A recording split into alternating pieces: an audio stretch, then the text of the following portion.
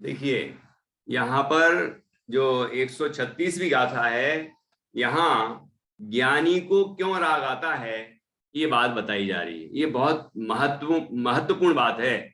इस पर काफी चर्चाएं होती हैं कि ज्ञानियों को राग क्यों आता है। जब वो ये जानते हैं कि वीतराग ही उपादेय है, फिर भी उनको क्यों आता है राग, है? तो ये बात उठती है। तो ये इसलिए आता है कि अशुभ से बचने के लिए शुभ आता है। अशुभ उपादेय है, शुभ उपादेय है इसलिए नहीं आता। अशुभ सर्वथा है इसलिए वो ना आ जाए, अशुभ भाव ना आ जाए, कोई पाप परिणाम ना आ जाए, इसलिए वो शुभ कार्यों में चेष्टा करते हैं, जिससे उनके अंदर शुभ राग होता है। और उस शुभ राग के होने पर भी वह उसे उपादेय नहीं मानते और तत्काल शुद्ध में जाने का प्रयत्न करते रहते हैं। तो ये इसलिए यहाँ पर ज्ञानी के संबंध में ये लिखा है बहुत सुंदर कि उच्च भूमिका में, ऊपर के गुण स्थानों में स्थिति प्राप्त ना की हो तब अस्थान का राग रोकने के हेतु अथवा तीव्र राग ज्वर हटाने के हेतु कदाचित, मतलब कभी कभी कभी ज्ञानी को भी होता है इस तरह का प्रशस्त राग। तो आप देखना कि ऊपर के गुणस्थानों में स्थिति प्राप्त ना की हो तब, तो यहाँ पर यथा योग्य समझना, मतलब क्या हुआ, छठवें गुणस्थानवर्ती मुनिराज हैं तो उनके ऊपर गुणस्थान कौन सा है, सातवें आदि। तो सातवें आदि गुणस्थान रूप प्रवृत्ति नहीं हो पा रही है, तो फिर क्या करेंगे वो, कि नीचे ना गिर जाए ये प्रयत्न करेंगे। मतलब ये कि छठवें गुणस्थानवर्ती मुनिराज को पांचवें गुणस्थान के भाव ना आ जाए, चौथे गुणस्थान वाले के भाव ना आ जाए और नीचे के भाव ना आ जाए, है ना। इस तरह के कोई अशुभ परिणाम ना आ जाए। मतलब ये कि छठवें गुणस्थान वाले के योग्य शुभ परिणाम रहना चाहिए, छठवें गुणस्थान के योग्य शुभ परिणाम हो, उससे नीचे के परिणाम ना हो। इसके लिए वो उन शुभ परिणामों में लगे रहते हैं, उन शुभ परिणाम रूप प्रवर्तन करते हैं। वो पांचवे वाले पांचवे के योग्य प्रवर्तन करते हैं, उस उनके योग्य जो जिस प्रतिमा के धारी हैं वो, तो उसके अनुरूप वह शुभ भाव रूप चेष्टा करते हैं, शुभ भाव उनके पाया जाता है। और चौथे गुणस्थान वाला है तो वो और नीचे न गिर जाए, है ना। तो ऊपर गुणस्थान हो नहीं पा रहे हैं तो वह भी कोशिश करता है कि शुभ राग रूप परिणमन हो। शुद्ध भाव रूप नहीं हो रहा है तो अशुभ भाव भी ना हो, है ना, ऐसी चेष्टा करता है। बाकी सबके यथा योग्य ही इस तरह के परिणाम होते हैं। चौथे गुण स्थान वाले जो है वहां उसके शुभ परिणाम भी होता है, शुद्ध परिणाम तो अत्यंत अल्प है, ठीक है ना, लेकिन अशुभ परिणाम भी होता रहता है। तो वो अशुभ परिणाम ना हो इसकी चेष्टा वो करता है। मुनराज को तो अशुभ परिणाम होते ही नहीं। जो पांचवें गुण स्थान वाला है उसको भी बहुत अल्प मात्रा में होता है। तो ऊपर ऊपर जो है वो इनके शुभ भाव होता है, लेकिन शुद्ध भाव की प्रधानता है, शुभ भाव होता है इनके, अशुभ घटता जाता है, इस तरह की स्थिति वहां बनती है। तो यहाँ पर यथा योग्य समझना, ये उच्च भूमिका में स्थिति प्राप्त ना की हो तब। तो उच्च भूमिका मतलब जिस गुणस्थान में है उससे ऊपर है गुणस्थान, उससे और ऊपर के जितने हैं उतनी स्थिति नहीं हो पा रही है, तो निचली भी ना हो इसके लिए वो प्रयत्न करते हैं, नीचे ना गिरे, है कि नहीं। जैसे हम पहाड़ पर चढ़ रहे हो तो नीचे ना गिरे ये प्रयत्न तो हमारा पहले होता है, फिर हम निरंतर ऊपर ऊपर की तरफ चढ़ने की कोशिश करते हैं, है ना। ऐसे यहां पर परिणामों में भी होता है। तो यहां पर दो बातें कही, एक तो अस्थान का राग रोकने के लिए, अस्थान मतलब जिस जिस जिस जिस भूमिका में वो हैं उससे नीचे का परिणाम वो अस्थान का राग है, ठीक है। तो वो अस्थान के राग को रोकने के लिए शुभ भाव रूप परिणमन करते हैं, ये जो यहाँ इस गाथा में बताए गए। और तथा अथवा तीव्र राग ज्वर हटाने के हेतु। तीव्र राग ज्वर, देखो राग ज्वर, तीव्र राग ज्वर क्या होता है? अशुभ भाव, पाप भाव। तीव्र राग ज्वर मतलब तीव्र कसाय रूप परिणाम। तो तीव्र कसाय रूप परिणाम को संक्लेश भाव कहते हैं, ठीक है। विषयानुराग भी होता है इसमें। तो इस तरह के तीव्र राग ज्वर, ये बुखार है, एक तरह का ज्वर है ना, उसको रोकने के लिए, उसको हटाने के लिए कि वो ना हो जाए, तीव्र कसाय ना हो जाए। क्यों नहीं हो जाए? तीव्र कसाय हो जाएगी तो क्या तकलीफ है कि देखिए, मंद कसाय रूप परिणाम में तो जीव की शुद्ध भाव की संभावना है, लेकिन अशुभ परिणाम तीव्र कसाय रूप परिणाम में शुद्ध की संभावना नहीं है। क्या तात्पर्य हुआ इसका?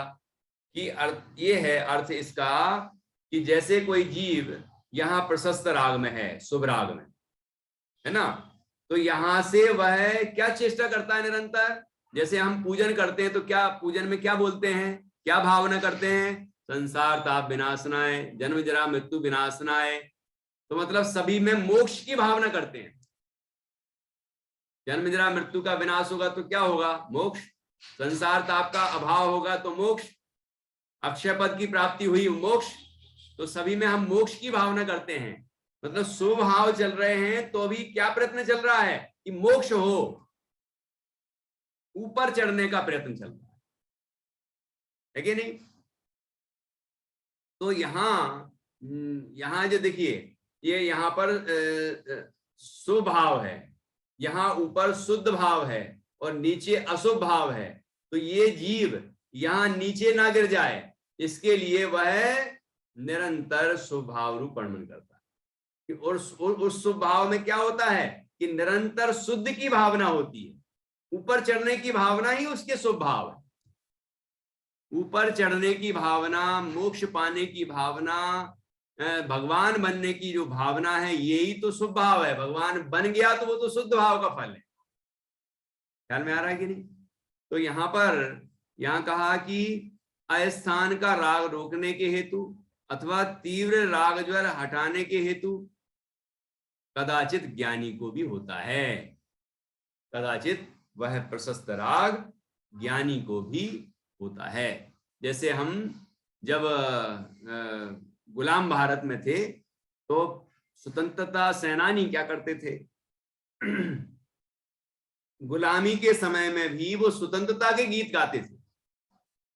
गुलामी के समय में वे स्वतंत्रता की भावना करते थे, स्वतंत्रता के लिए प्रयत्न करते थे। इसलिए क्या हुआ कि वो स्वतंत्र हो गए। ऐसे ही हम स्वभाव की भूमिका में क्या करें? इस स्वभाव की भूमिका में शुद्ध के लिए प्रयत्न करें। वो जो शुद्ध के लिए प्रयत्न है, शुद्ध के लिए भावना है, वही तो प्रशस्त राग है। नहीं तो शुद्ध हो गया तो वो तो शुद्ध भाव है। शुद्ध भाव वाले को थोड़ी ये भावना होती कि मुझे शुद्ध भाव हो, क्योंकि उसके तो शुद्ध भाव हो ही गया। ख्याल में आ रहा है कि नहीं? तो प्रशस्त राग की भूमिका में जीव और आगे बढ़ने का, ऊपर के गुण स्थानों में पहुंचने का या और शुद्ध अवस्था को पाने का प्रयत्न करता है, भावना करता है। तो उसकी जो भावना है वह प्रशस्त राग है, ठीक है।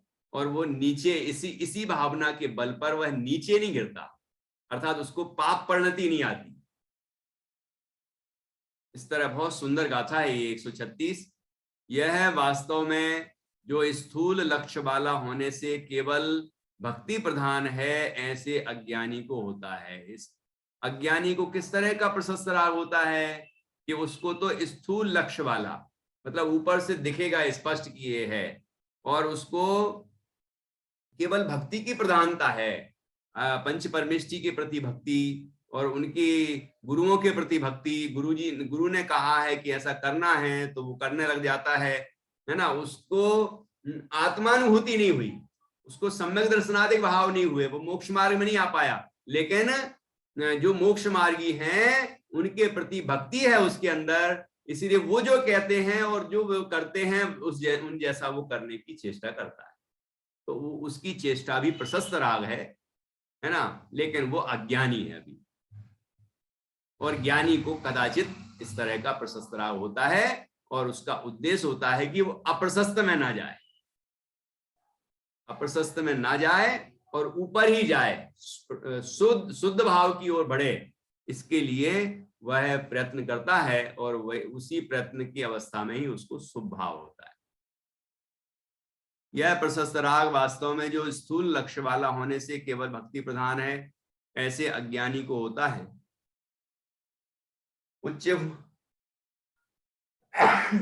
उच्च भूमिका में ऊपर के गुण स्थानों में स्थिति प्राप्त न की हो, तब अस्थान का राग रोकने के हेतु अथवा तीव्र राग ज्वर हटाने के हेतु कदाचित ज्ञानी को भी होता है।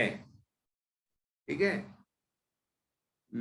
हटाने के हेतु यहां लिखा है मिटाने के हेतु, ग्रंथ में मूल में यहां पर मिटाने के हेतु, तो मिट जाए, घट जाए, मिट जाए, हट जाए, मतलब कम से कम तो तीव्र राग ना हो, अप्रशस्त राग ना हो, पाप रूप परिणाम ना हो, क्योंकि पाप रूप परिणाम की भूमिका में शुद्ध का प्रयत्न नहीं होता। क्या मतलब हुआ? ये यहाँ जब प्रशस्त राग की भूमिका में है तो शुद्ध के लिए प्रयत्न करता है, और शुभ से शुभ का अभाव कर शुद्ध में पहुंच जाता है। लेकिन यदि यहां होगा अशुभ की भूमिका में, तो पहले अशुभ वाले को शुभ में आना होगा, फिर शुभ वाला जो शुद्ध में जाएगा। इसलिए यहां दूर हो गया, वो अप्रशस्त वाला, पाप भाव वाला शुद्ध भाव से बहुत दूर हो गया, है ना। वो वहां नहीं जा सकता है, उसको पहले प्रशस्त राग में आना पड़ेगा। वो प्रशस्त राग वाला सीधा शुद्ध में जा सकता है, इसलिए प्रशस्त में रहने का वो प्रयत्न करते हैं। ख्याल में आएगी नहीं आया? इसके लिए मोक्ष मार्ग प्रकाशक में उदाहरण दिया है, वो जल का प्रवाह का। जल का तीव्र प्रवाह है तो बड़े से बड़ा तैराक होगा तो वो भी उस प्रवाह में बह जाएगा, लेकिन कभी फिर मंद प्रवाह भी आता है। उस मंद प्रवाह में यदि वो चेष्टा करे पार होने की, नदी को पार करने की, तो पार हो जाता है, और वहीं संतुष्ट हो जाए तो डूब जाएगा, है ना। वहां प्रयत्न करना। ऐसे ही हमें प्रशस्त की भूमिका में शुद्ध भाव के लिए, वीतराग भाव के लिए प्रयत्न करना है। इसीलिए ज्ञानी भी अप्रशस्त में नहीं जाना चाहते। यदि वो शुद्ध में नहीं जा पाते तो प्रशस्त में ही बने रहना चाहिए, मतलब प्रशस्त के लिए प्रयत्न करते, और उस प्रशस्त में भी भावना शुद्ध की ही है, वही प्रशस्त भाव है। ख्याल में आया कि नहीं आया? इस तरह से यहाँ 136वीं गाथा यहाँ पूर्ण की। अब 137वीं गाथा हम करेंगे, जिसमें जवाब आएगा अनुकंपा का स्वरूप। अनुकंपा किसे कहते?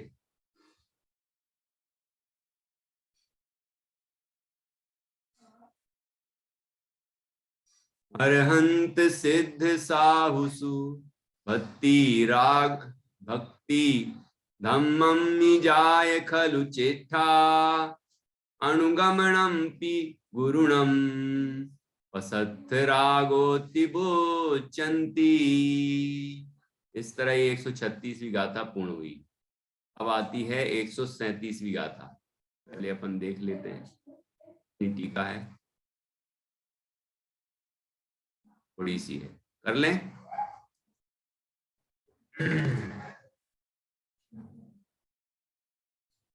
विसिदं व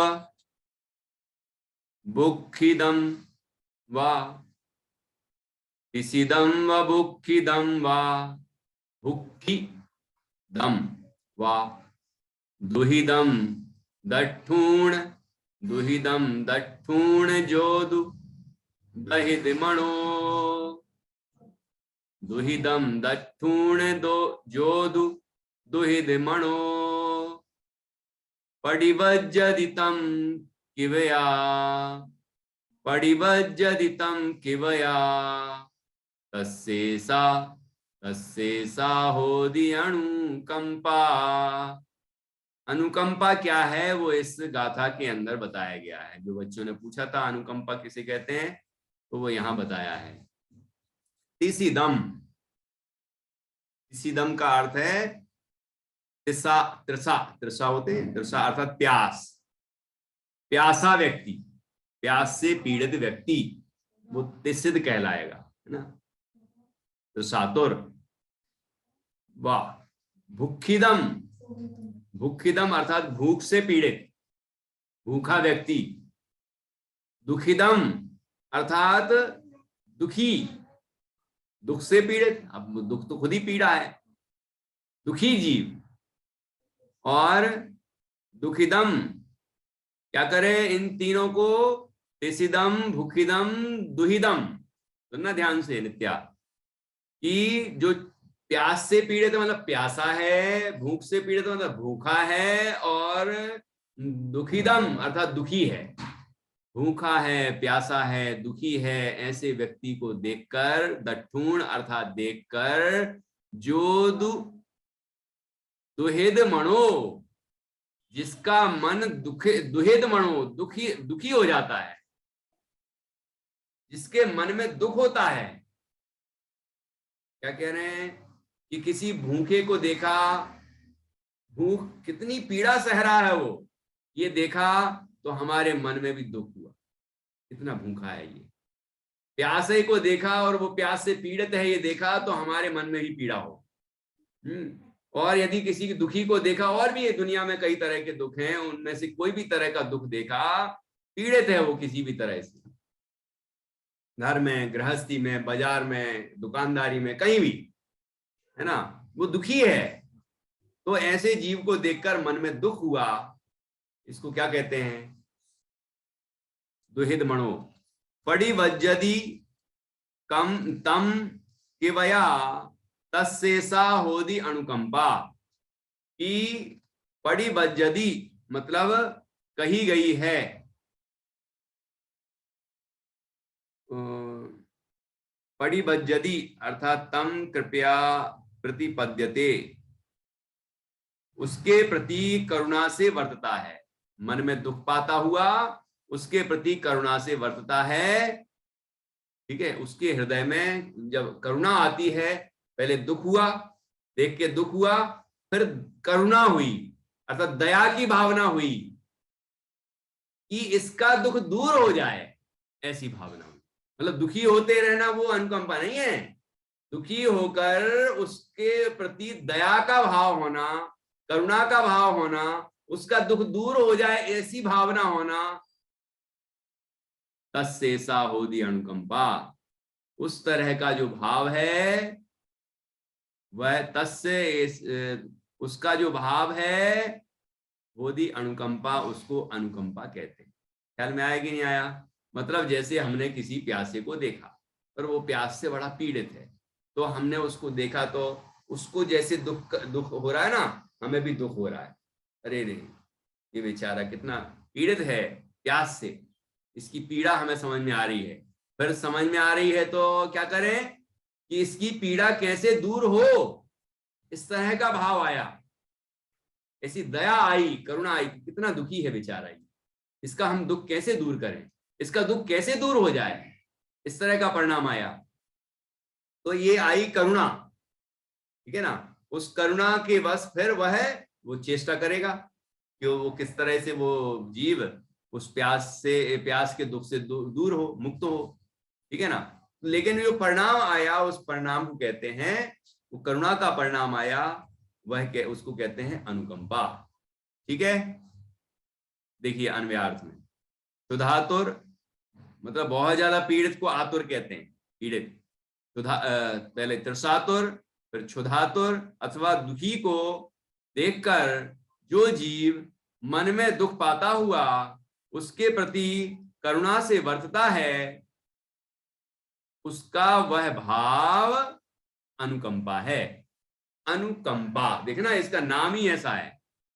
क्या नित्या, कैसा नाम है? अनुकंपा। कंपा मतलब कांपना, कंपन हो जाए। अनुकंपा कैसी? अनुसरण करके, मतलब उसके अंदर दुख हो रहा है, उसके दुख को देखकर यहां भी दुख हो जाए, मतलब ओहो कितनी पीड़ा हो रही होगी इस जीव को, है ना, कितनी तकलीफ है ये, कितनी तकलीफ में है ये जीव। तो ऐसा परिणाम आया, और फिर क्या करता है, क्या भावना करता है कि इसका दुख कैसे दूर हो, इसकी तकलीफ कैसे दूर हो, ये जीव कैसे सुखी हो, ये भावना आती है। देखिए टीका, यह अनुकंपा के स्वरूप का कथन है। ये टीका शालिनी जी पढ़ेंगी।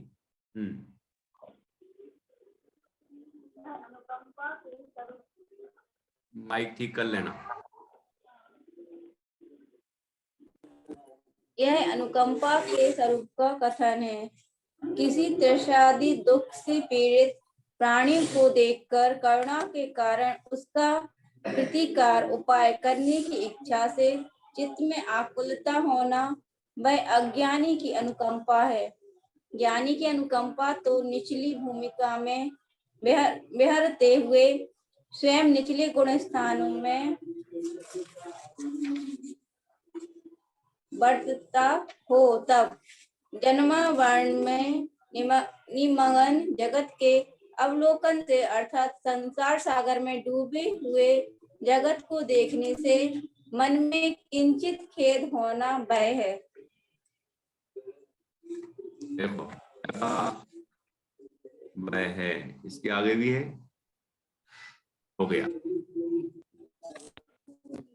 किसी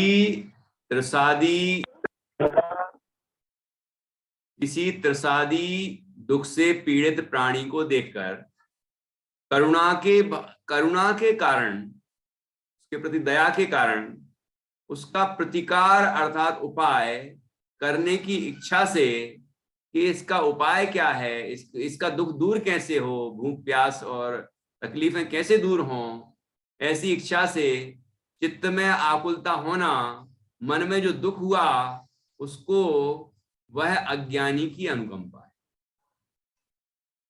तो ऐसी अनुकंपा होती है जीवों को।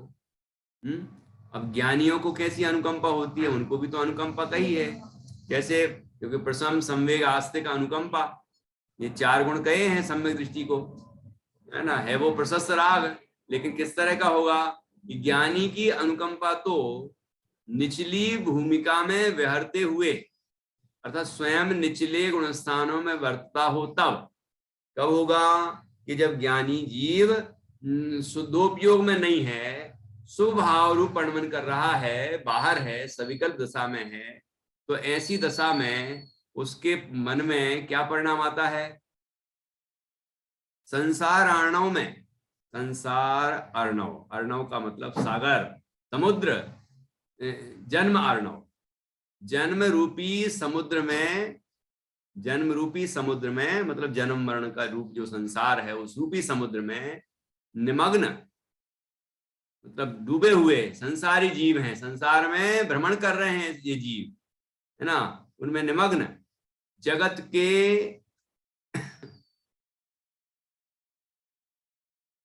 के अवलोकन से अर्थात संसार सागर में डूबे हुए जगत को देखने से मन में किंचित खेद होना वह है अनुकंपा। मतलब संसार के जीवों को दुखी देखता है तो उसके मन में क्या किस तरह का परिणाम आता है कि ये जीव कैसे सुखी हों, इनका दुख कैसे दूर हो। मतलब प्यास लगी है तो पानी पिला दो, भूख लगी है तो भोजन करा दो, और भी कोई तरह का दुख हो तो वो दूर कर दो। ये तो अज्ञानी की अनुकंपा है ना। ऐसा नहीं कहना कि ज्ञानी नहीं करेगा ऐसा, लेकिन ज्ञानी ये नहीं सोचता कि केवल प्यास लगी है तो पानी पिला दो तो उसका दुख दूर हो जाएगा। वो वे जानता है कि अभी प्यास मिटेगी, थोड़ी देर में फिर लगाएगी, अभी भूख मिट जाएगी, अभी हम भोजन करा देंगे, थोड़ी देर बाद फिर लग जाएगी। तो उसके ये तो करता है तात्कालिक उपाय, लेकिन इसके अलावा उसकी भावना होती है जीव के दुख ही ना हो, ये दुखी ना हो, जीव संसार में भ्रमण ही ना करे। ये जीव अपने को भूलकर संसार में घूम रहे हैं।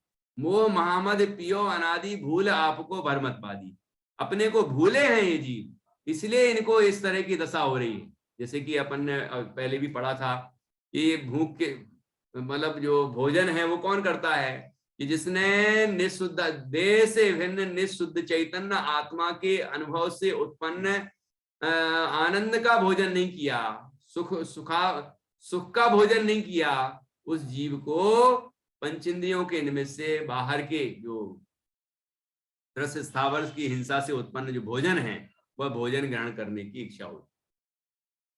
तो ज्ञानी को तो इस तरह का परिणाम आता है कि ये जीव संसार में ही ना रहें, संसार का ही अभाव हो जाए, इनके सारे दुखों का अभाव हो जाए, इस तरह की करुणा उत्पन्न होती है। ऐसा किंचित खेद होना वह ज्ञानी की अनुकंपा है। देखो ज्ञानी और अज्ञानी में ये अंतर है।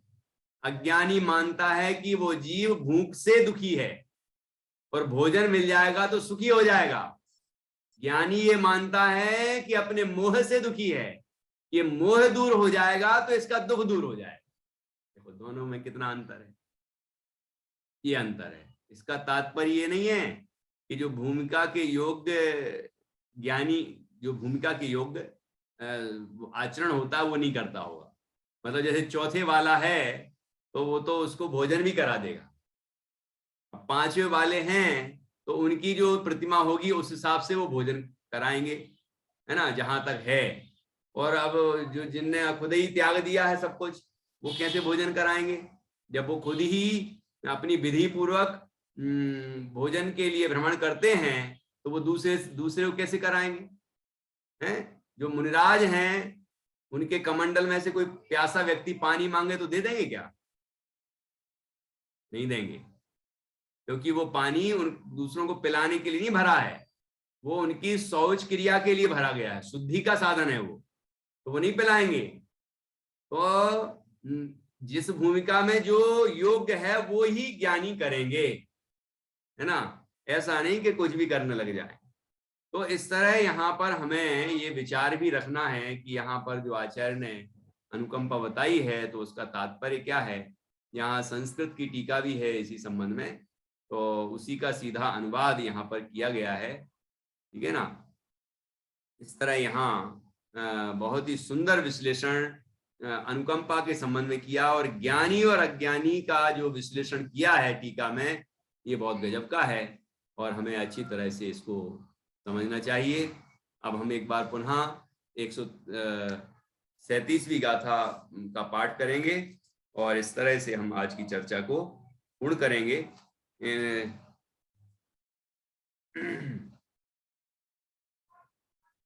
यहाँ तो और एक चीज और लिखी है कि उस दुखी जीव को देखकर विशेष संवेग वैराग भावना करता है, ऐसा सूत्र का अभिप्राय है। ऐसे आचार्य ने लिखा है कि उसको और वैराग उत्पन्न होने लग जाता, और संवेग उत्पन्न होता है। ओहो, ये जीव भोजन के लिए भ्रमण कर रहे हैं, मानो सिद्ध भोजन खोजते हैं। ये जीव सोच रहा है कि रोटी कपड़ा मकान मिल जाए तो सुखी हो जाऊंगा। सुखी उससे होगा ही नहीं। चक्रवर्ती भी सुखी नहीं हुए चक्रवर्तित्व से, उनने भी वो छोड़ा और फिर आत्मा की शरण में आए तभी सुखी हुए। तो ये जीव क्यों इसके लिए भ्रमण करते हैं? और वो ऐसा विचार करके स्वयं और अपने संवेग और वैराग को बढ़ाते हैं और अपने अनुभूति में और प्रयत्नरत हो जाते हैं। ये बात यहाँ पर बहुत सुंदर बताई है जैसे आचार्य की टीका में। पढ़िए। तिसिदं व दुःखिदं वा दुहिदं दट्ठूण जोहु दुहिदमणो पडिवज्जदितं किवया तस्से साहोदि अनुकंपा। इस तरह यहाँ 137वीं गाथा पर हमने चर्चा की जिसमें अनुकंपा का स्वरूप बताया। अब इसके बाद हम ये चित्त की कलुषता का स्वरूप क्या है, मतलब चित्त कैसे कलुषित ना हो, इसकी सुंदर चर्चा आएगी। ये हम कल करेंगे चर्चा। बच्चों को ये ख्याल में तो आ गया होगा अनुकंपा का स्वरूप। चलिए, बहुत अच्छा। और ज्ञानी की अनुकंपा दोनों बता दी हैं, ये बहुत जोरदार है। चलिए जिनवाणी स्तुति करेंगे।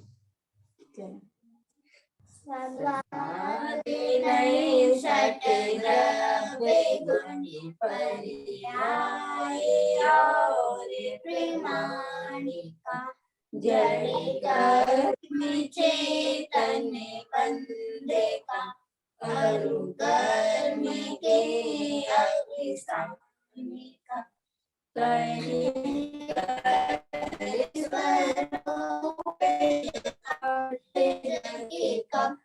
जो किया उसे